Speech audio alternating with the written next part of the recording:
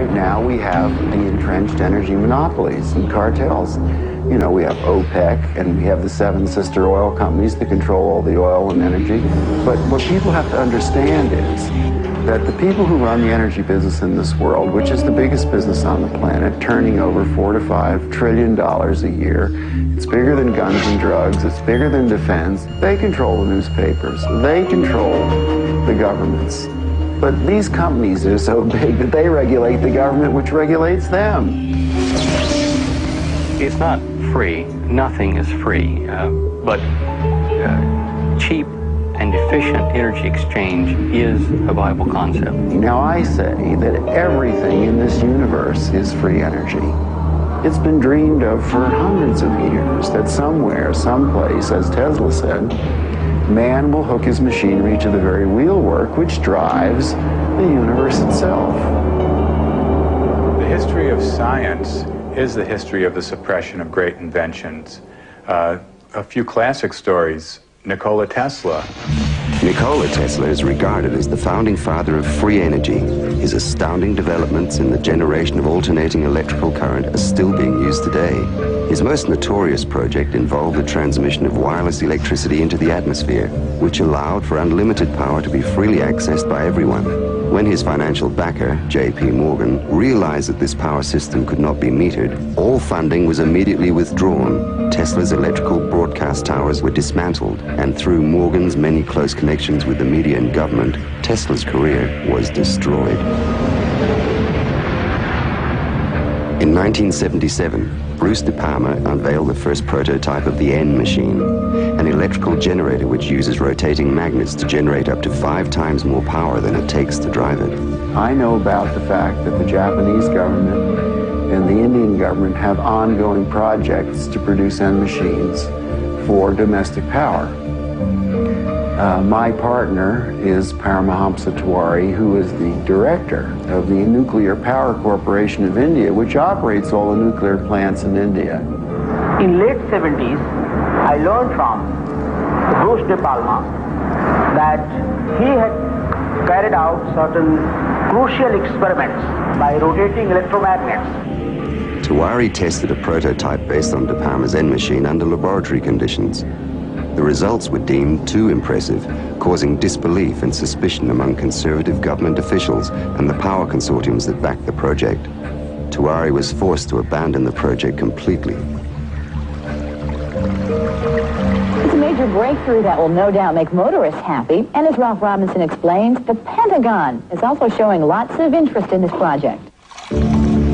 U.S. inventor Stan Myers released his water-powered car engine in 1988.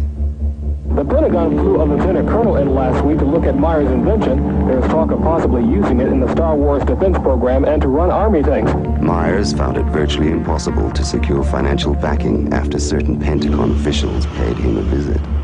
A number of similar inventions were developed and tested all around the world. My best friend was killed over this matter. There's a chap here, about 10 minutes away from here, driving. He has been running his car on water since 1986 with the government's permission, provided that he keeps his mouth shut. And with regular intervals, using his own words, they keep warning him to keep his mouth shut. One of our colleagues who have been running car on the water for the 10-year period now, he reckons that it's 26 times more powerful than petrol.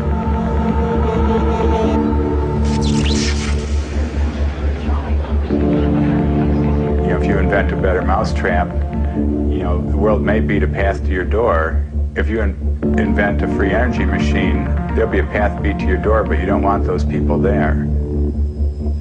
One of the pivotal people that I encountered early in my career was Edgar Mitchell, the astronaut. Edgar J. Mitchell, an Apollo mission astronaut, founded the Noetics Institute in Southern California. The Institute's charter was supposedly to develop alternative energy systems by attracting inventors from all over the country. Mitchell became extremely interested in De Palma's N machine. He made De Palma a paltry offer to buy out the invention, which De Palma naturally refused. He said to me that if I ever tried anything on my own in California, I would get my head blown off. So I was scared to death. The CIA operates through various very innocent-looking fronts to find out what people are thinking and what they're inventing. Now, what's more innocent than a benign institute founded on transcendental principles to help New Age inventors bring free energy into the world? And that situation still exists in the United States today, where a person that really understands what's going on just can't get their idea out because the alternative science and medical fields have been co-opted by the intelligence services. And he converted this little engine to run on water. This is many, many years ago. And he used it for several years. And somehow the news got out, and one day he got visitors, and he was told to dump the engine or else. 3 weeks later, the man was dead. And the coroner's finding was that he fell off the back of a train. He was drunk. Now, it happened that he didn't drink. Even Dr. Townsend T. Brown, the electrogravitic research scientist, has on his 16-millimeter film of his lab test, which we've got here, he has guys with the black suits and black hats come into the place. You can see where the legends come from. I mean, these guys come in and they look like, you know, bad Bart to black man. I mean, it's classic, and these things do happen. There is no progressive science in a world where every scientific idea is evaluated for its military potential. Power, or energy, and control of energy equals power in the new world order that is emerging. If you control the energy, the way we get around, the way we get electricity, the way we have our TVs and video cameras and stuff, if you do the control of the energy, then you've got control of the people.